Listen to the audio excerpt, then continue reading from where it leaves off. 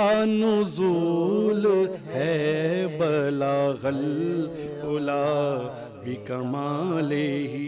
اعوذ باللہ من الشیطان الرجیم، بسم اللہ الرحمن الرحیم۔ اللہم صلی علی سیدنا و حبیبنا و شفیعنا و کریمنا و رؤوفنا و نورنا و ملجانا و مأوانا و مولانا محمد صلی اللہ علیہ وآلہ و صحبہ وبارک وسلم۔ یا صاحب الجمال و یا سید البشر من وجہک المنیر لقد نور القمر لا يمکن الثناء کما کان حقہ بعد از خدا۔ بزرگ توی قصہ مختصر۔ محترم ناظرین السلام علیکم ورحمۃ اللہ وبرکاتہ۔ میں ہوں آپ کا میزبان حافظ حامد رضا اور آپ دیکھ رہے پروگرام احکام شریعت۔ ناظرین جیسا کہ آپ جانتے ہیں احکام شریعت میں ہم آپ کی ملاقات مقتدر علماء اکرام اور ناتخواں حضرات سے کرواتے ہیں، جن سے ہم سوالات کرتے ہیں اور جاننے کی کوشش کرتے ہیں اسلام اور قرآن کیا حکم ارشاد فرماتا ہے، اللہ کریم اور سرکار دو عالم صلی اللہ علیہ وآلہ وسلم کے فرامین کیا ہیں، اہل بیت عظام اور اصحاب نے کس انداز میں زندگی بسر کی اور ہم تک کیا پیغام پہنچایا کہ آپ کو کس انداز میں زندگی بسر کرنی ہے۔ ناظرین دنیا جب سے بنی ہے تب سے لے کر آج تک لوگ آتے ہیں چلے جاتے ہیں، کچھ لوگ خوشیاں منا کے جاتے ہیں، کچھ لوگ دکھی ہو کے جاتے ہیں اور کچھ لوگ اپنی زندگی کے اندر مگن ہو کر جی رہے ہوتے ہیں۔ انہیں نہ دنیا کی خبر ہوتی ہے، نہ انہیں پتہ ہے کہ آخرت بھی آنی ہے، آخرت کی بھی انہیں فکر نہیں ہوتی۔ کامیاب کون سے لوگ ہوتے ہیں؟ کامیاب وہ لوگ ہوتے ہیں جو دنیا میں رہتے ہوئے اللہ کی یاد میں گامزن ہوتے ہیں اور جاتے ہوئے بھی اس اختیار میں ہوتے ہیں، اس امید پر ہوتے ہیں کہ کاش کہ ہمیں جاتے جاتے بھی عبادت کا موقع مل جائے، کاش کہ ہمیں جاتے جاتے بھی تھوڑا سا وقت مل جائے کہ جس میں ہم اللہ کو راضی کر لیں۔ اور کچھ لوگ ہماری طرح ہوتے ہیں جو کہ نادان ہوتے ہیں، ناسمجھ ہوتے ہیں، وقت جب قریب آتا ہے تو اس وقت اللہ کی بارگاہ میں گڑ گڑاتے ہیں۔ جب وقت اتنا اچھا ہمارے پاس ابھی موجود ہے، ہم دنیا کی رنگیلیوں میں مگن ہیں، رنگ اپنے اوپر چڑھا بیٹھے ہیں، کسی اللہ والے کا نہیں دنیا والوں کا۔ ناظرین کرام جب تک ہم اپنے اوپر رنگ اللہ والوں کا نہیں چڑھائیں گے تو یقین جانیے ہمارے اوپر کلر نہیں ہو سکتا، بے رونقی ہی رہے گی، بے کلری ہی رہے گی، رونق ہمارے اوپر نہیں آ سکتی۔ رونق لانے کے لیے اللہ والوں کے دامن کو تھامنا ہوگا۔ ناظرین کرام جیسا کہ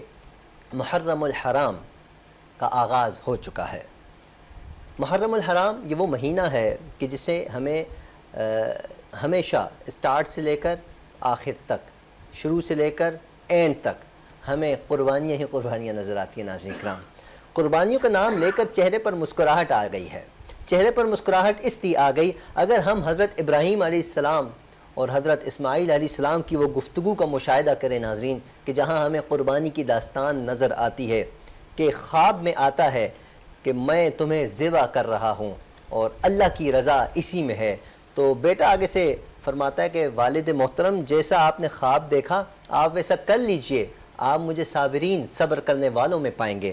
ناظرین کرام یہ جو داستان ہے صبر کی، یہاں صرف صبر ہمیں نظر نہیں آتا، یہاں اللہ کی رضا میں خوشنودی، اللہ کی رضا میں اپنی رضا شامل کرنا، اللہ کی رضا میں ہاں ملا لینا، اللہ کی رضا میں اپنے آپ کو جھکا لینا، ہمیں یہ نظر آتا ہے۔ ناظرین کرام آج کے دور میں اگر مجھے کوئی ایسا خواب آ جائے تو میں 50 بزرگوں کو کالیں کروں گا، اپنے دوست احباب کو کالز کر کے سناؤں گا، اس کے باوجود اگر 50 کے 50 مجھے یہ کہیں گے نا جو خواب دیکھی ہے کر لو ایسا، لیکن میں پھر بھی ہزار نہیں کروڑوں مرتبہ سوچتے شاید اس خواب کو پورا کرنے سے پہلے میں دنیا سے چلا جاؤں، وہ خواب ادھورا ہی رہے گا۔ لیکن ناظرین وہ تھی شخصیات کہ جو اللہ جو حکم فرما دے اس پر عمل پیرا ہو جایا کرتے تھے۔ ناظرین اگر ہم اس خواب کی بات کریں وہ تو خواب ہے، یہاں تو ایک حقیقت آپ کو بتانے لگا ہوں کہ جب سرکار دو عالم صلی اللہ علیہ وآلہ وسلم میں بڑا مختصر کروں کیونکہ علماء اکرام سے ہم نے بات کرنی ہے، حضور اکرم صلی اللہ علیہ وسلم موجود، اصحاب بھی موجود،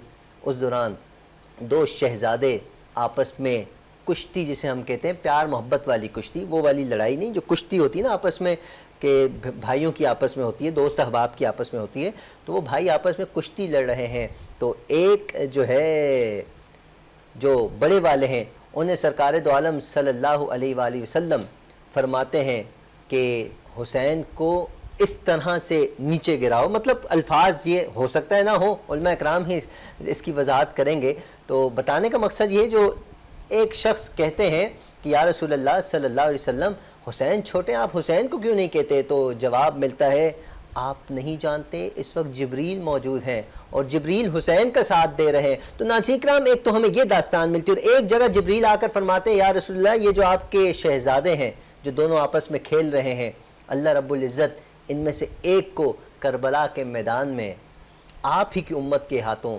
شہید ہو جائیں گے. ناظرین اگر سرکار چاہتے دعا فرما لیتے یا اللہ مہربانی فرما دے میرا شہزادہ میں بڑی محبت کرتا ہوں، بڑا پیار کرتا ہوں، تو کیا سمجھتے ہیں دعا قبول نہ ہوتی؟ ارے دعا بھی اس وقت نازا ہوتی کہ جب حضور ہاتھ اٹھاتے، دعا بھی خوش ہوتی کہ کسی اللہ کے نیک بزرگ نے، اللہ کے ایک نبی نے، تمام انبیاء کے سردار نے، جسے دعا بھی پسند کرتی ہے، لائق پیار کرتی ہے، یقیناً وہ بھی خوش ہوتی کہ انہوں نے ہمارے لیے دعا کی، ہاتھ اٹھائے.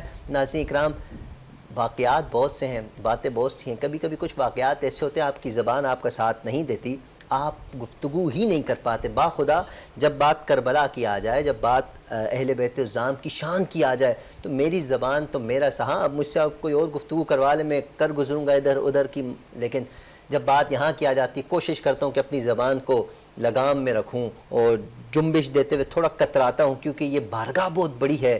اور جہاں تک رہی بات شہداء کی تو وہ ان کا ہم کیا ذکر کر سکتے ہیں. ہمیں اس محرم کے آغاز میں ایک شہادت اور ملتی ہے جسے شہادت کو نام دیا جاتا ہے سیدنا حضرت عمر فاروق رضی اللہ تعالیٰ عنہ. ناظرین کرام اس شہادت کا بھی کیا کہنا ہے، اصحاب کی شہادت ہو یا اہل بیت کی شہادت ہو. ناظرین ساری کی ساری شہادتیں میری اور آپ کی ذات کے لیے یا ان کی ذات کے لیے نہیں، اسلام کے لیے ہے ناظرین. اور اسلام آج کس مقام پر کھڑا ہے، جہاں بھی کھڑا ہے، یہ سب ان کی قربانیاں ہیں. میں اور آپ اگر ہوتے تو اللہ معاف کرے ہم پتہ نہیں کیا سے کیا گزرتے. ناظرین کرام مختصر کرتے ہوئے اپنے معزز مہمانوں کی طرف بڑھتا ہوں، انہی سے بات کریں گے. آج ہم کوشش کریں گے حضرت عمر فاروق کی شہادت پر بھی بات کریں، اور محرم الحرام کے جو کہ یہ آغاز کے دن ہیں، کربلا کا سفر ہے، اس پر بھی ہم بات کرنے کی کوشش کریں گے. بہت پیاری شخصیت ہمارے درمیان موجود ہیں، ہمیشہ جب بھی تشریف لاتے ہیں بہت بہترین انداز میں، احسن انداز میں گفتگو فرماتے ہیں. جہاں جاتے ہیں لوگ ان کے چاہنے والے آپ کو ملتے ہیں اور لوگ انہیں لائک کرتے ہیں کیونکہ انداز بڑا اچھا ہے، پیارا ہے، اور اہل بیت سے ان کی بڑی گہری وابستگی ہے. کیوں نہ ہو کہ خانوادہ ہی وہی ہے. سید ذات ہیں میری مراد محترم المقام جناب مفتی سید جنید شاہ بخاری ہمارے ساتھ موجود ہیں. آئیے آپ کی ملاقات بھی کرتے ہیں اور بات چیت کرتے ہیں. السلام علیکم مفتی صاحب. وعلیکم السلام ورحمۃ اللہ. کیسے مزاج خیریت سے؟ الحمدللہ شکر اللہ تعالیٰ کا. آپ ٹھیک ہیں؟ اللہ کا احسان. بہت بہت شکریہ مفتی صاحب آپ کی تشریف آوری کا. میں نے گفتگو تو آغاز کر دیا تھا، گفتگو کا سمجھ نہیں آیا کہ کہاں اختتام کروں، کیا بولوں، کچھ سمجھ نہیں آیا. آج انٹرو میں مجھے خود کو نہیں پتہ چلا میں نے کیا بولا، کیونکہ بارگاہ ایسی ہے کہ جہاں بات کرتے ہوئے کہتے ہیں نا کہ وہ زبان آپ کی اجازت نہیں دیتی، کبھی کبھی جن کے گھر بے اجازت جبرائیل آتے نہیں، قدر والے جانتے ہیں قدر و شان اہل بیت. سبحان اللہ سبحان اللہ، کیا بات ہے. آپ نے تو سمندر کو کوزے میں بند کرتے ہوتے ہیں، ایسے ہی وہ کردار ادا کر دیا ہمیشہ کی طرح. ناظرین مفتی صاحب سے بات چیت جاری رکھیں گے، لیکن ہمارے ساتھ دو معزز مہمان اور بھی موجود ہیں جو بارگاہ رسالت مآب میں نذرانہ عقیدت اور مناقب پیش کرنے کی سعادت حاصل فرمائیں گی. میری مراد محترمہ اریبہ اسلام ہمارے ساتھ موجود ہے. اریبہ السلام علیکم. وعلیکم السلام. کیسے مزاج خیریت سے؟ ٹھیک ہے آپ؟ الحمدللہ. اللہ آپ کی آواز میں سوز میں برکت عطا فرمائے. ہم آپ سے انشاءاللہ کلام بھی سنیں گے. اور ناظرین آپ کو بتاتے چلیں ہمارے ساتھ دوسری جو معزز مہمان جو کہ بارگاہ رسالت مآب میں نذرانہ عقیدت پیش کرنے کی سعادت حاصل فرماتی ہیں، بہت خوبصورت انداز میں اللہ نے انہیں بہترین انداز عطا فرمایا. میری مراد محترمہ نادیہ نعمان ہمارے ساتھ موجود ہے. نادیہ نعمان صاحب السلام علیکم. وعلیکم السلام. کیسے آپ؟ خیریت سے؟ اللہ کا شکر. ٹھیک. تو میں گزارش کروں گا اریبہ اسلام سے کہ بارگاہ رسالت میں نذرانہ عقیدت پیش کریں، پھر اس کے بعد ہم اپنے پروگرام کو آگے کی طرف بڑھاتے ہیں. جی بسم اللہ الرحمن الرحیم. جبی میرے ہو سنگے در تمہارا یا رسول اللہ، یہی ہے ایک جینے کا سہارا یا رسول اللہ. اور دکھا دو اپنا چہرہ پیار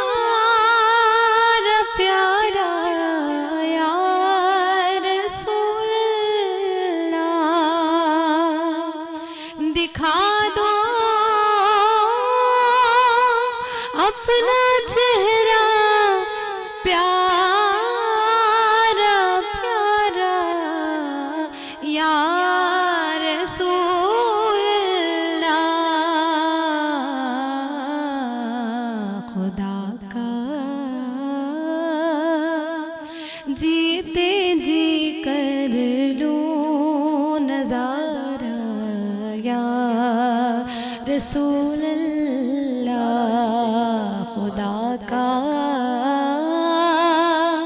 جیتے جی کر لو نظارہ یا رسول اللہ یہی ہے ایک جینے کا سہارا یا رسول اللہ. اور بروزے حشر میرے اس یکی کے لاج رکھ لینا. بروزے حشر میرے اس یکی کے لاج رکھ لینا. تمہارا ہوں تمہارا ہوں تمہارا یا رسول اللہ. تمہارا ہوں تمہارا ہوں تمہارا یا رسول اللہ. جبھی میری ہو سنگے در تمہارا یا رسول اللہ. ماشاءاللہ سبحان اللہ. جبھی میری ہو سنگ در تمہارا یا رسول اللہ. یہی تو خواہش ہے ہر انسان کی، ہر مسلمان کی، کہ سرکار کا در ہو اور ہمارا سر ہو، سکون دل میسر ہو. اللہ پھرے کب تک یہ خادم مارا مارا یا رسول اللہ. ہم کبھی اس در کبھی اس در، کبھی ادھر کبھی ادھر، پتہ نہیں کہاں کہاں بھٹکتے رہتے ہیں. بارگاہ ایک ہی ہے ناظرین کرام، جہاں اپنے آپ کو جھکانا ہے. سر تو اللہ کی بارگاہ میں جھکانا ہے. سجدے کا ارادہ اور سجدے کی نیت تو صرف رب العزت کی بارگاہ ہے، اس کے علاوہ تو کہیں ہو ہی نہیں سکتی نا، سوچ ہی نہیں سکتے. ہم لوگ کو نہ ہی سوچنا چاہیے. اسلام تو ہمیں درس دیتا ہے اسی بات کا کہ اپنے بزرگوں کے آگے لازمی سر جھکاؤ.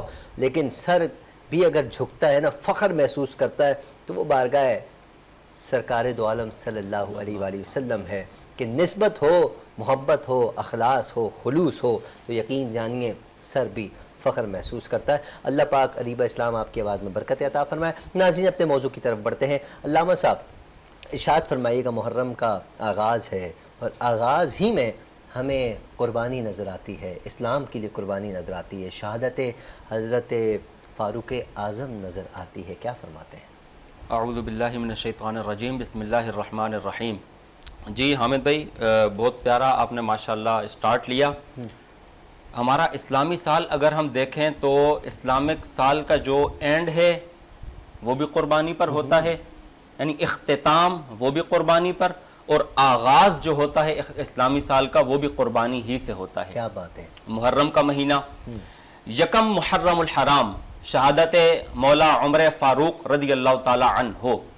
آپ حضور علیہ السلام کے جلیل القدر صحابی ہیں، مسلمانوں کے دوسرے خلیفہ ہیں، اور سب سے بڑی بات آپ مراد رسول ہیں. حضور علیہ السلام نے دعا کر کے سیدنا عمر فاروق رضی اللہ تعالی عنہ کو اللہ رب العزت سے مانگا. اتنی بڑی شان آپ، اتنی بڑی شان. شہادت کی آپ نے بات کی، تو آپ کی شہادت کیسے ہوئی تھی میں یہ شارٹ آپ کو بتا دیتا ہوں. سیدنا عمر فاروق رضی اللہ تعالی عنہ، آپ کی خلافت تھی، خلافت کا زمانہ تھا. ایک شخص آپ کے پاس آتا ہے جس کا نام ہے ابو لولو فیروز جی، اور وہ کسی اور بندے کے پاس کام کرتا ہے، یعنی اب یوں سمجھ لیں کہ دیڑی دار مزدور ہے وہ کسی کے پاس. اب وہ آتا ہے کمپلین لے کر کے، شکایت لے کر کے سیدنا عمر فاروق رضی اللہ تعالی عنہ کی بارگاہ میں آ کر کہتا ہے جی وہ مجھ سے جو ہے، میں اس کے پاس کام کرتا ہوں، وہ مجھے کام سکھاتا ہے اور وہ میرے سے پیسے لیتا ہے. تو آپ اس سے پوچھیں کہ پیسے کیوں لیتا ہے میرے سے وہ؟ یعنی وہ چاہ رہا تھا کہ فری فنڈ میں مجھے کام سکھائے وہ. تو سیدنا عمر فاروق رضی اللہ تعالیٰ عنہ آپ نے فرمایا کہ بھائی تمہیں وہ کیا اسکل سکھا رہا ہے، کیا کام کیا کرتے ہو تم، اس کے پاس کرتے کیا ہو، کیا سکھاتا ہے وہ تمہیں؟ تو اس نے عرض کی کہ جی وہ مجھے کرافٹس مین کا کام سکھاتا ہے، یعنی کوئی بہترین قسم کی اسکل جو اس زمانے میں بہترین سمجھی جاتی تھی وہ اسکل مجھے دیتا ہے. تو سیدنا عمر فاروق رضی اللہ تعالیٰ عنہ آپ نے فرمایا کہ اگر وہ یہ کام تمہیں سکھا رہے اور اس کے سکھانے پر تم سے اجرت لے رہے, کوئی تم سے اجرت لے رہے وہ تو ٹھیک ہے, کوئی مسئلہ تھوڑی ہے, تم دیا کرو اسے. اچھا یہ اس پرسپیکٹو کے ساتھ آیا تھا کہ جی میں جاؤں گا اور مسلمانوں کے خلیفہ کے سامنے اپنی شکایت رکھوں گا اور وہ میرے ساتھ آئیں گے اور میرا جو ماسٹر ہے, میرا جو آقا ہے جس کے پاس میں کام سیکھتا ہوں, اسے وہ پکڑیں گے اور ماریں گے اور ایسا کریں گے. لیکن جو وہ سوچ کر کے آیا تھا اس کے بالکل اگینسٹ ہو گیا. سیدنا عمر فاروق رضی اللہ تعالیٰ عنہ نے تو اسی کو ڈانٹ ٹپڑ کے بھیج دیا کہ بھائی تم کیا کس واسطے آئے ہو, تم یہاں پر, تمہارا تو کوئی کام بنتا ہی نہیں ہے اس کی شکایت لے کر کے یہاں پہ آنے کا, جاؤ تم جا کر اس سے کام بھی سیکھو اور اسے پیسے بھی دو. اب کیا ہوا, غصہ آ گیا اسے, اس نے معاذ اللہ ٹھان لی کہ میں سیدنا عمر فاروق رضی اللہ تعالی عنہ مسلمانوں کے خلیفہ کو میں اب اس دنیا میں جینے نہیں دوں گا. تو اس نے کیا کیا, اس نے پلاننگ کرنا اسٹارٹ کی.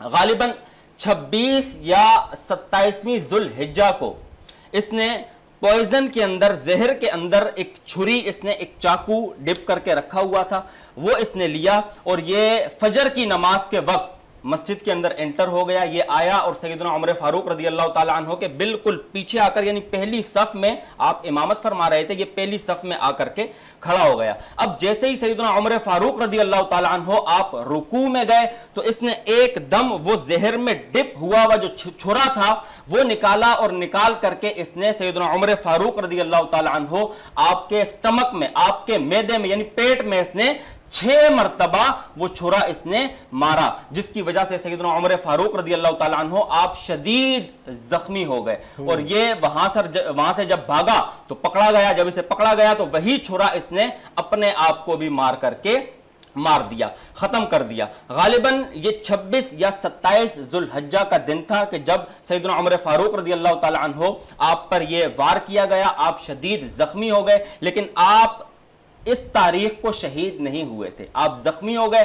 آپ نے جلیل القدر صحابہ کرام کو بلوایا اور ان سے کہا کہ میں تمہیں 3 دن کا ٹائم دیتا ہوں, 3 دن کے اندر ایک کمیٹی بنائی آپ نے 6 لوگوں کی, اور کہا کہ تم 6 لوگ اپنے, جس میں جلیل القدر 10 مبشرہ صحابہ کرام تھے, جس میں سیدنا عثمان غنی, سیدنا علی المرتضیٰ شیر خدا رضی اللہ تعالیٰ عنہ اور اس کے علاوہ دیگر اصحاب موجود تھے. کہا کہ تم 6 لوگ اپنے آپ میں سے کوئی ایک بندہ سلیکٹ کر کے مجھے دو جسے میں مسلمانوں کا اگلا خلیفہ مقرر کروں.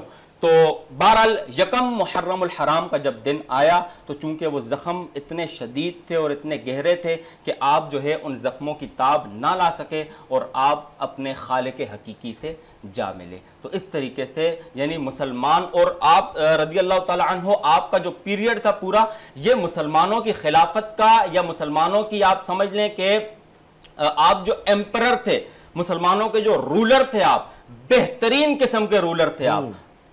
آج کا کافر یہ بات لکھتا ہے کہ اگر عمر جیسا مسلمانوں کا ایک لیڈر اسی دور میں ایک اور آ جاتا, تو جس طرح سیدنا عمر فاروق رضی اللہ تعالیٰ عنہ کی خلافت میں آدھی سے زیادہ دنیا پر اسلام پھیل چکا تھا, اگر ایک عمر اسی دور میں اور آ جاتا تو پوری دنیا پر اسلام پھیل جاتا. یہ سیدنا عمر فاروق رضی اللہ تعالیٰ عنہ آپ کی شان, یعنی آپ کے پیریڈ کو گولڈن ایرا کہا جاتا ہے, گولڈن سنہری دور. یہ بھی پڑھا ہے کہ اگر وہ 6 مہینے, دیکھیں تو یہ تو اللہ کا ایک نظام ہے, اللہ کا قانون ہے, جب چاہے جسے چاہے, لیکن ہم نے پڑھا ہے کہ 6 مہینے اگر حضرت عمر فاروق اور اس دنیا فانی میں رہتے تو تب بھی جی ہاں بالکل. یہ اور یہ ساری باتیں دیکھیں, مزے کی بات یہ ہے کہ یہ ہم نہیں کہتے. ایک تو ہونا جی گھر کے لوگ کلیم کرے, بندہ بولتا ہے یار یہ تو گھر کا ہے, بڑا چڑھا کر بات کر رہا ہے. یہ آج کا کافر لکھنے پر مجبور ہے, آج کا عیسائی, آج کا یہودی یہ بات لکھنے پر مجبور ہے کہ اگر اسی طرح کا حکمران انہی کے دور میں ایک اور آ جاتا یا یہی مزید کچھ عرصہ اور جی لیتے تو جس طرح آدھی سے زیادہ دنیا پر اسلام پھیل چکا ہے, پوری دنیا پر اسلام پھیل جاتا. بالکل ایسے ہی ہے ناظرین, جو کہ مفتی صاحب نے گفتگو فرمائی, یہی تو ہے سرکار دو عالم صلی اللہ علیہ وآلہ وسلم کے چاہنے والوں کی شان. تو سوچیں سرکار کا اپنا کیا مقام ہوگا, اس پر ہم گفتگو کریں گے, اہل بیت کی شان سننے کی سعادت حاصل کریں گے, کربلا کا واقعہ جاننے کی سعادت حاصل کریں گے. لیکن ہم بڑھتے ہیں مختصر سے بریک کی طرف, تو ناظرین کہیں نہ جائیے گا, ملتے ہیں مختصر سے بریک کے بعد. تو کا نزول ہے بلاغ العلا بکمالہ, تو کا نزول ہے بلاغ العلا بکمالہ.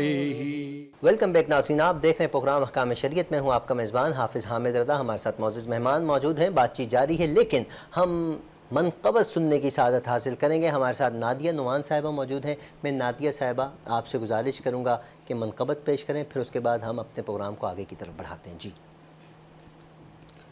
آیا نہ ہوگا اس طرح رنگ و شباب ریت پر گلشن فاطمہ کے تھے سارے گلاب ریت پر. آیا نہ ہو گئے اس طرح رنگ و شباب ریت پر. آیا نہ ہو گئے اس طرح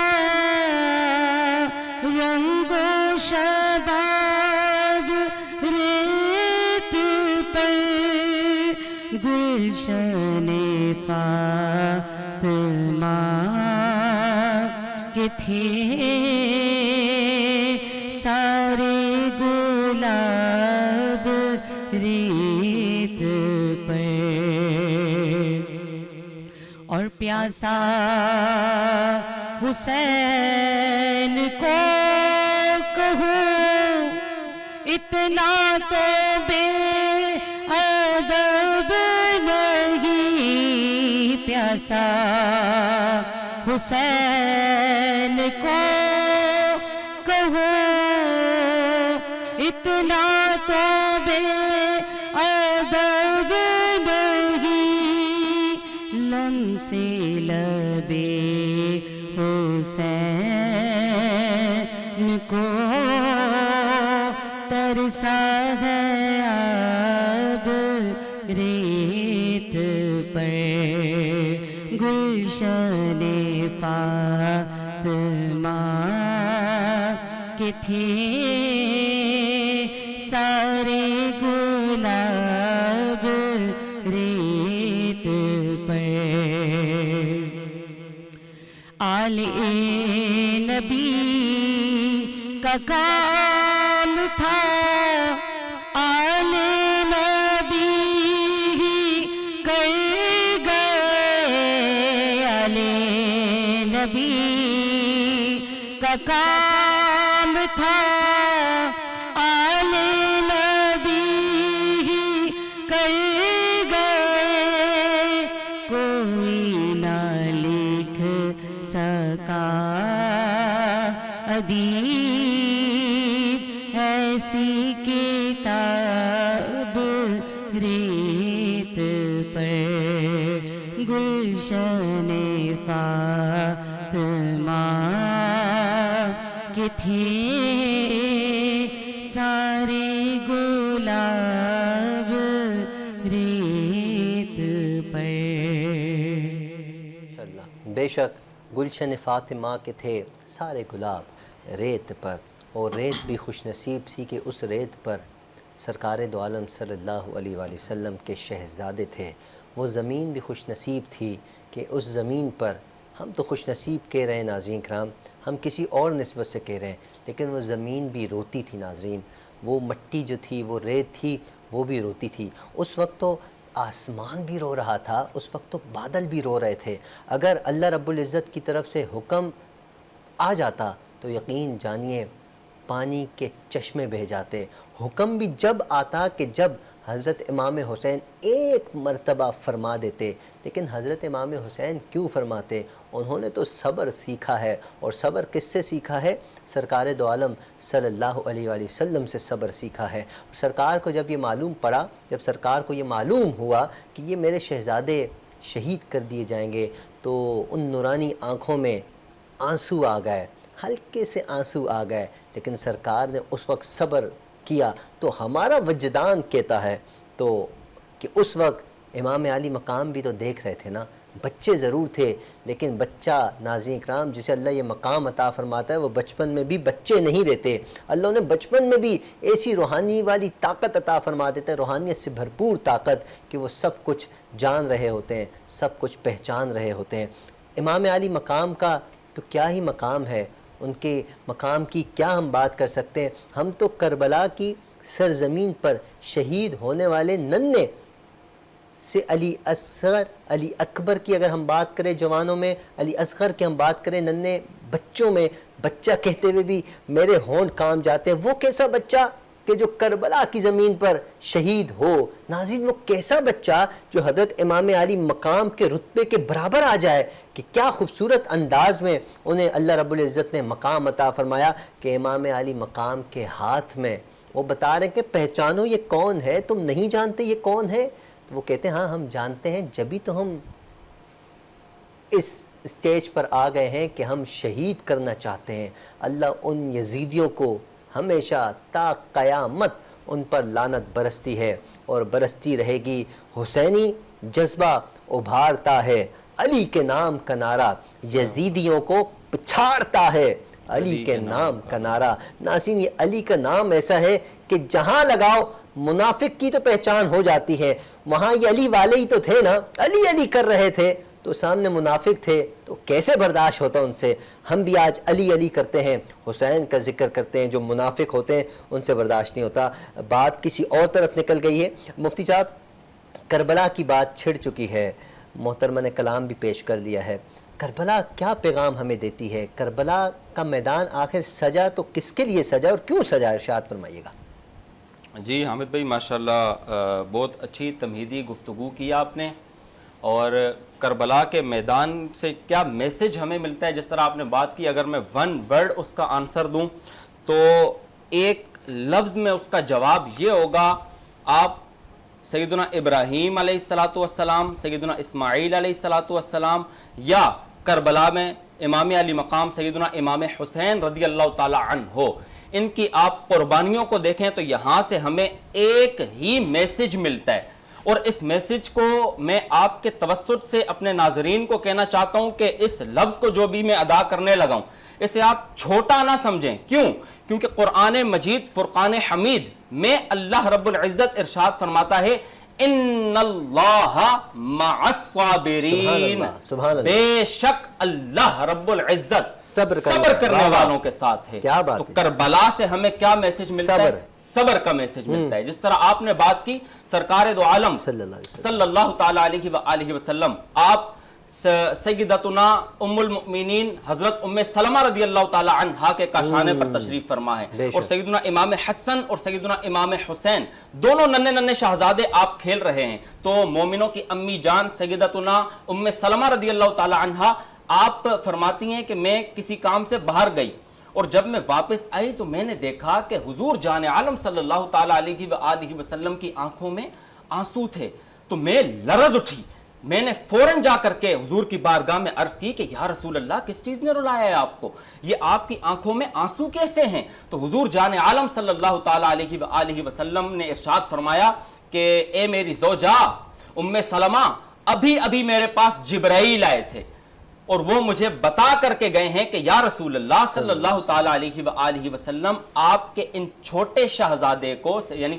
سیدنا امام حسین رضی اللہ تعالی عنہ کو کربلا کے میدان میں آپ ہی کا کلمہ پڑھنے والے شہید کر دیں گے، اور وہ ساتھ کربلا کی مٹی بھی لے کر آئے تھے، مجھے انہوں نے کربلا کی مٹی بھی دی، اور ام سلمہ یہ لو اس مٹی کو تم سنبھال کر کے رکھ لو اور اس مٹی کو دیکھتی رہنا، جب یہ سرخ ہو جائے نا یعنی خون جیسی بن جائے تو سمجھ جانا کہ حسین کو شہید کر دیا گیا ہے۔ تو یہی وجہ تھی۔ اب یہاں پر جس طرح آپ نے بات کی، اب یہاں پر اگر حضور جان عالم صلی اللہ تعالی علیہ وآلہ وسلم آپ اپنے پیارے پیارے ہاتھوں کو اللہ کی بارگاہ میں بلند کر دیتے تو کیا رب کائنات، وہ رب کائنات کہ جس نے اس کائنات کو بنایا ہی حضور کی خاطر ہے، وہ رب کائنات کہ جس نے اس کائنات کو بنایا ہی حضور علیہ الصلوۃ والسلام کی آل کی خاطر ہے. کیا حضور جان عالم صلی اللہ تعالی وسلم اللہ رب العزت کی بارگاہ میں اپنے گورے گورے نور والے ہاتھوں کو بلند کرتے تو کیا رب کائنات حضور کی دعا کو قبول نہ فرماتا؟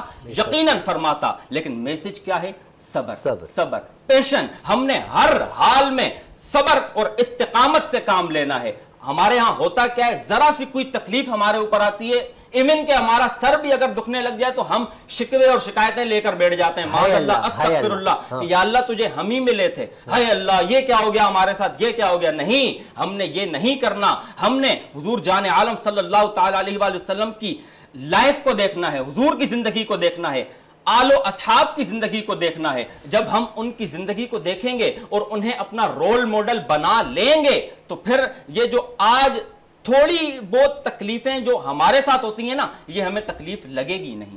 تو ہم نے ہر حال میں صبر سے کام لینا ہے، صبر کرنا ہے اور اللہ تعالیٰ کا شکر ادا کرنا ہے. صبر اور شکر یہ دونوں اپنی زندگی کا حصہ بنا رہے ہیں. کومبو ہے صبر اور شکر کا. یہ جس کی زندگی میں یہ دو چیزیں آ گئی اس کی یہ دنیا بھی سنور جائے گی، اس کی آخرت بھی سنور جائے گی. اور ہمیں صبر اور شکر، کربلا کی سرزمین پر تپتی ہوئی ریت پر یہ دونوں چیزیں ملتی ہیں. جی تو میں چاہوں گا یہ تو صبر کی بات ہو گئی، شکر کا بھی کچھ ذکر ہو جائے، کیونکہ شکر وہاں جو شہادت ہوتی ہے شکر الحمدللہ کی صدائیں لگتی ہیں. کوئی بھی واقعہ پیش آتا ہے، اصحاب کی اگر ہم بات کریں، اہل بیت کی ہم بات کریں، جب بھی کوئی واقعہ پیش آتا ہے ناظرین کرام تو ہمیشہ شکر ادا کیا جاتا. اب یہ سوچنے والی بات ہے کہ شکر کیوں ادا ہو رہا ہے. ہم تو رونے پیٹنے لگ جاتے ہیں، ہم تو بس اپنے آپے سے ہی باہر ہو جاتے ہیں. وہاں تو اتنی قربانیاں ہو رہی ہیں لیکن ہر قربانی کے بعد اللہ کا شکر ادا ہو رہا ہے. سجدے میں گر رہے ہیں اور سجدے میں رو رو کر دعائیں کر رہے ہیں، اللہ تیرا لاکھ لاکھ شکر، ہماری اس قربانی کو قبول فرما. جی مفتی صاحب کیا فرمائیں گے؟ جی اصل میں حامد بھائی ہمارا کنسپٹ جو ہے نا وہ بگڑ چکا ہوا ہے، وہ چینج ہو چکا ہوا ہے. اصل میں اللہ رب العزت کے جو بندہ جتنا زیادہ قریب ہوتا ہے نا، آپ تمام انبیاء کرام علیہم الصلاۃ والسلام، تمام صحابہ کرام، اہل بیت عظام، آپ ان کی زندگیوں کا مطالعہ کریں تو آپ کو پتا چلے گا کہ اللہ رب العزت کے جو جتنا زیادہ قریب ہوتا ہے اتنی ہی زیادہ اس پر آزمائشیں ہوتی ہیں. اب وہ اس چیز کو، اس بات کو سمجھتے تھے جبھی تو اللہ کا شکر ادا کرتے تھے. انہیں پتا تھا کہ ہم پر اگر یہ مصیبت آئی ہے تو اللہ نے ہمیں اپنا محبوب بنا لیا ہے. یہی تو وجہ ہے کہ امام علی مقام امام حسین رضی اللہ تعالی عنہ آپ کربلا کے میدان میں زخموں سے چور چور ہیں زخموں سے، لیکن پھر بھی یزیدیوں سے کیا فرما رہے ہیں کہ مجھے سجدہ کرنے دو، میں سجدہ کرنا چاہتا ہوں، میں اس لمحے اپنے رب کے حضور سجدے میں جا کر سبحان ربی الاعلی کی صدائیں بلند کرنا چاہتا ہوں. یہ کیا ہمیں اس سے کیا پتا چلتا ہے کہ صبر بھی کرنا ہے ہم نے اور ساتھ شکر بھی کرنا ہے. جب ہمیں یہ بات کلیئر ہو جائے گی ہمارے سامنے کہ یار اللہ مصیبتیں، تکالیف، آزمائشیں انہی لوگوں پر لاتا ہے کہ جو اللہ کے محبوب ہوتے ہیں، تو پھر نہ صرف ہماری زبان سے بلکہ ہمارے دل سے بھی اللہ کے شکر کی صدائیں بلند ہوں گی. بالکل ایسا ہی ہے. اچھا مفتی صاحب، جیسا کہ محرم الحرام کا بابرکت مہینہ ہے، ابھی سٹارٹنگ ہے، تو ہم نے دیکھا بہت سے لوگ اس مہینے میں شادیاں نہیں کرتے. ایک سوال آ گیا ہمارے دوست احباب کی طرف سے کہ شادیاں نہیں کرتے، تو کیا یہ لازماً ہے کہ ان 10 دنوں میں شادی نہ کی جائے؟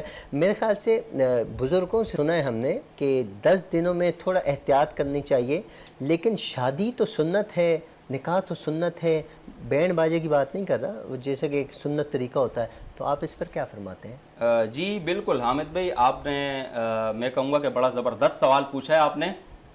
دیکھیں یہ صرف محرم کے حوالے سے نہیں بلکہ اور بھی دیگر ہمارے ایسے ماہ ہیں جن کے حوالے سے یہ بات مشہور ہے. جس طرح سفر کا مہینہ آپ لے لیں، سفر میں بھی کہتے ہیں جی نہیں کرنا چاہیے، اچھا نہیں ہوتا. کسی اور وجہ سے کہتے ہیں کہ میں اسی طرف آ رہا ہوں. میں اسلام میں کوئی مہینہ تو کجا کوئی ایک لمحہ بھی نحوست والا نہیں ہے. کیا بات ہے جی. میں آپ کی بات سے، جس طرح آپ نے کہا کہ وہ سفر کے مہینے کو نحوست والا سمجھا جاتا ہے، ایک لمحہ، ایک سیکنڈ بھی یہ نحوست والا نہیں ہوتا.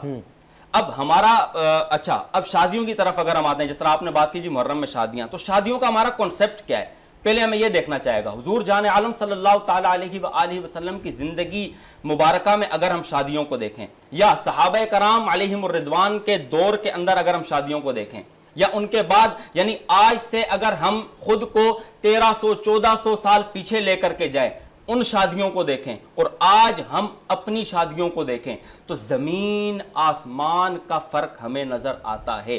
منع کیوں کیا جاتا ہے محرم میں شادی سے؟ حالانکہ بالکل جائز ہے، اگر کوئی شریعہ کے اکارڈنگلی نکاح کرے ولیمہ کرے بالکل جائز ہے، بلکہ ثواب ملے گا، مقدس مہینہ ہے نا، ثواب ملے گا، ثواب میں اضافہ ہو جائے گا۔ لیکن روکا کیوں جاتا ہے؟ کیونکہ آپ بھی جانتے ہیں، میں بھی جانتا ہوں، اور ہماری سوسائٹی کا ایک ایک فرد جانتا ہے کہ جس گھر میں شادی ہو رہی ہوتی ہے وہاں لازماً کوئی نہ کوئی ایسی حرکت ضرور ہوگی جو دین کے اگینسٹ ہوگی، جو شریعت کے خلاف ہوگی۔ تو صرف ایک یہ وجہ ہے کہ علماء فرماتے ہیں کہ احتیاط برتی جائے، ان 10 دنوں میں اسپیشلی شادی وغیرہ اس طرح کا کوئی اہتمام نہ کیا جائے۔ کیوں؟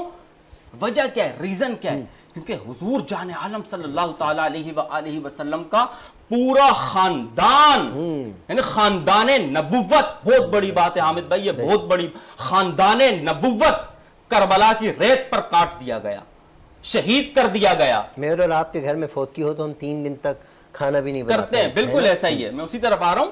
ہمارے گھر میں اگر کچھ ایسا ہو جائے تو ہم بالکل ان تمام چیزوں سے جو ہے وہ کنارہ کشی اختیار کر لیتے ہیں کہ نہیں جی ایسا نہیں ہوگا۔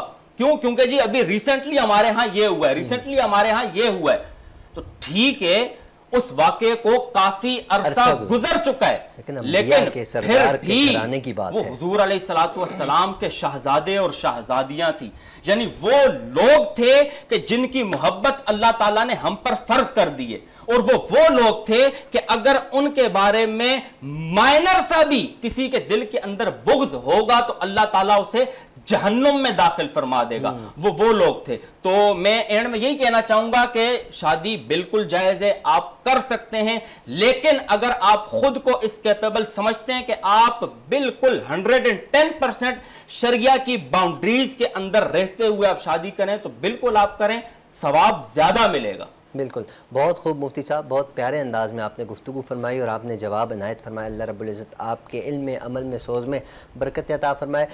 میں گزارش کروں گا جو ہمارا نیکسٹ پروگرام ہوگا اس میں بھی آپ ہمارے ساتھ تشریف فرما ہوئیے گا، تاکہ ہم اس میں اسپیشل ناظرین کرام ہم کربلا کا ذکر کریں گے۔ کربلا کا میدان سج تو گیا، اب جو وہاں اصحاب تھے، جو امام علی مقام کے چاہنے والے تھے، انہوں نے کس انداز میں قربانیاں پیش کریں۔ امام علی مقام کا خطبہ کیا تھا یزیدیوں سے؟ دراصل وہ سامنے وہاں بھی نمازیں پڑھی جا رہی تھیں، اللہ کا ذکر ہو رہا تھا، یہاں تو نمازوں کا حق ادا ہو رہا تھا۔ ناظرین کرام اس پر ہم بات کریں گے اگلے پروگرام، لیکن آج کا ہمارا ٹائم اختتام کی جانب ہے۔ میں مفتی صاحب آپ کا شکریہ ادا کرتا ہوں، آپ تشریف لائے۔ اریبہ اسلام صاحبہ آپ کا شکریہ، آپ تشریف لائیں۔ نادیہ نعمان صاحبہ آپ کا شکریہ، آپ تشریف لائیں۔ ناظرین پروگرام کا وقت اختتام کی جانب، آپ سے گزارش ہے اپنا خیال رکھیے، اپنے اہل و عیال، اپنے پڑوسی، اپنے رشتہ دار سب کا خیال رکھیے۔ نادیہ صاحبہ کا کلام ہوگا، اسی سے پروگرام کا اختتام ہو جائے گا۔ السلام علیکم ورحمۃ اللہ۔ جی مدینے سے بلاوا رہا ہے، مدینے سے بلاوا رہا ہے، مدینے سے بلاوا رہا ہے، میرا دل مجھ سے پہلے جا رہا ہے، میرا دل مجھ سے پہلے جا رہا ہے، یہ چکی فاطمہ کی چل رہی ہے، یہ چکی سیدہ کی چل رہی ہے، زمانہ جتنا لنگر کھا رہا ہے،